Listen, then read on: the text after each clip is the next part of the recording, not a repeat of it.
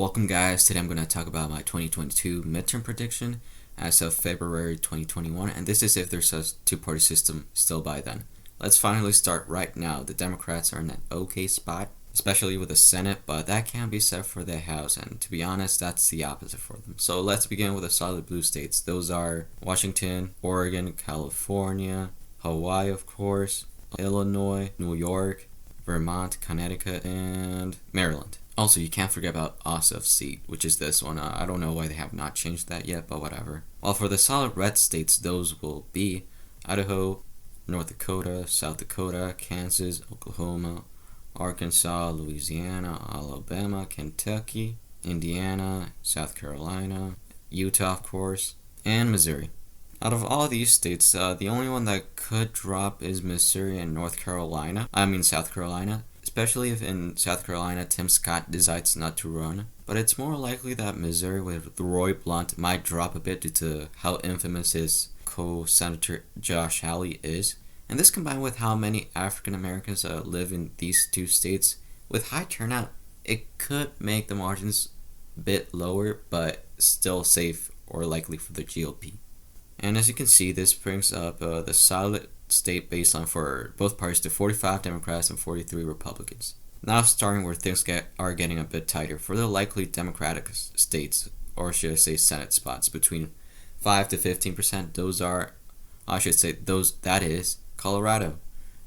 There's not a lot to talk about here, but Colorado could go either way as a likely or even as a safe blue Senate seat, due to the change in demographics helping Democrats and it becoming just bluer and bluer every single election. On the other hand, for the likely GOP Senate seats, they are Alaska, Iowa, and Ohio.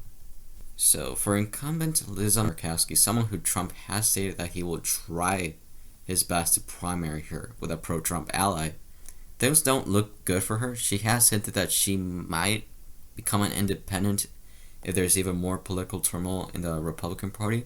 And just all this that could happen will just make it more chaotic and the race tighter. But at the end of the day, whatever happens, I fully expect Alaska to vote red or conservative. Iowa, not much to say here, but kind of like the opposite of Colorado. Iowa will only become more Republican and more red as time passes by due to minorities moving out of here, making the white vote, which is more than likely Republican, even more powerful, which is something we will see more and more in the Rust Belt as time passes by. While for Ohio, the last likely state, let me think. Republican Rob Portman, the incumbent, has stated that he will not seek re-election due to the really god-awful state of politics. So it's not if Republicans will win here, it's about who will the nominee be for Republicans and how big of a margin that person will win for the Conservative Party. And depending on who the candidate is, it could either be a likely or a safe state. But whatever happens, as I've said, it's Democrats don't have a chance here, really. As you can see, this would mean a solid and likely Senate would be at 46 versus 46 Republicans. So Republicans would be at the same number at this state. And shows you how tight it truly is and will be, and how much just a small difference could potentially change the balance of power. Okay, so here's where things begin to get quite competitive. So for New Hampshire, if I had to guess, I would say that it will vote Democrat in this upcoming Senate election.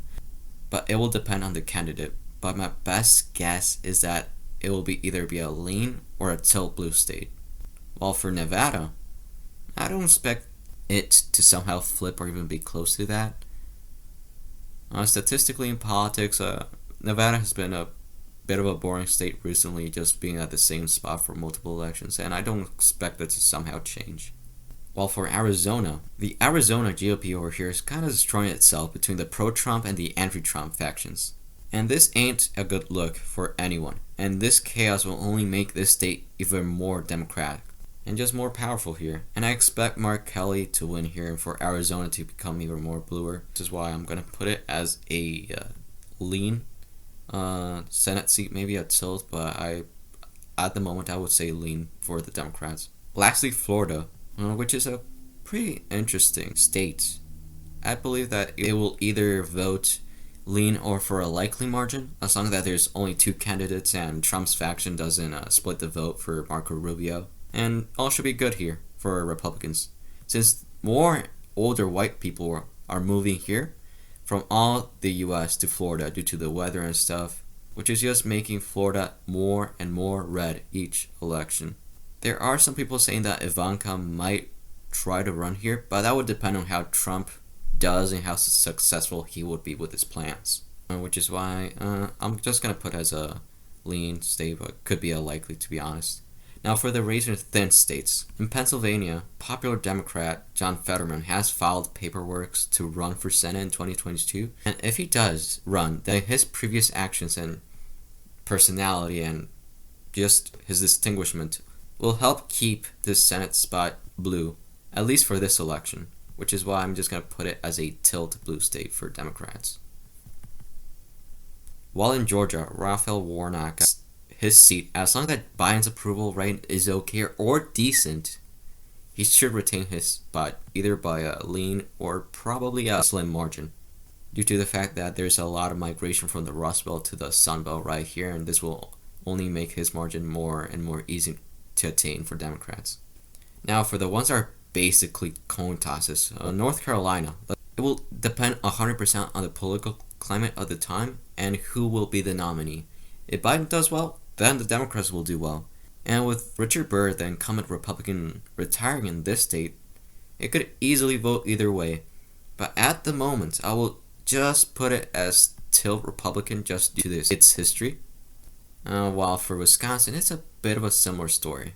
Let me see. Yep, the incumbent Republican senator has said he might run for a third term, but he has stated before that he will retire, and he's kind of on the fence on this, so we don't know exactly who will be the nominee for the Republican Party. But if he decides to leave the Senate and just run for governor, it will depend on which candidate is the better one here and how much turnout there will be. That's another thing that will decide who will win here. But at the moment, I will put this state as a lean Republican. But I would not be surprised if either one of these states flips back, or maybe if things will go bad, Pennsylvania flips back to Republicans or something like that. Okay, so as you can see, this is my 2022 midterm Senate prediction. As of early 2021, Democrats would hold the Senate and also win a small but still significant one-seat gain at 51 versus 49 for the GOP and the Democrats. As long as that Democrats field okay to good candidates, they should be able to hold the Senate and maybe expand it just slightly if they're able to take advantage of the GOP's inter-party chaos between Republicans and Trumplicans. This would mean that Democrats would have a slightly better hold of the Senate, meaning that they wouldn't have to rely on Joe Manchin's word to pass stuff they want to pass. Furthermore, if Joe Biden keeps his approval rating as is, either same or at least close to it, what it is right now, the Senate should be good. But that can't be said for the House. But if Joe Biden's ratings drop, then we could easily see a change in the Senate majority leader, and maybe the Republicans could take back the Senate. On the other hand, before I finish this video, I cannot do this video without talking about the House. In my opinion, I just don't see Democrats keeping hold of the House in 2022. Republicans had a red wave in the House in 2020, and with midterms in the House with an incumbent Democrat, it's just going to be extremely difficult for Democrats to somehow keep the House. And the only way I could see Democrats is if somehow Republicans and Trumplicans split apart completely, or if Romney Republicans split away from the GOP, which is less likely, but it still could happen. I would not be surprised. There's been a lot of rumors from both sides of the Republican wing saying that they are on the fence of splitting, but we will see. Which would put Republicans and really everyone in a really awkward spot, since it would be really difficult to see what's going to happen. But overall, everything looks okay for Democrats. Not better, but not worse. And Republicans still have a chance.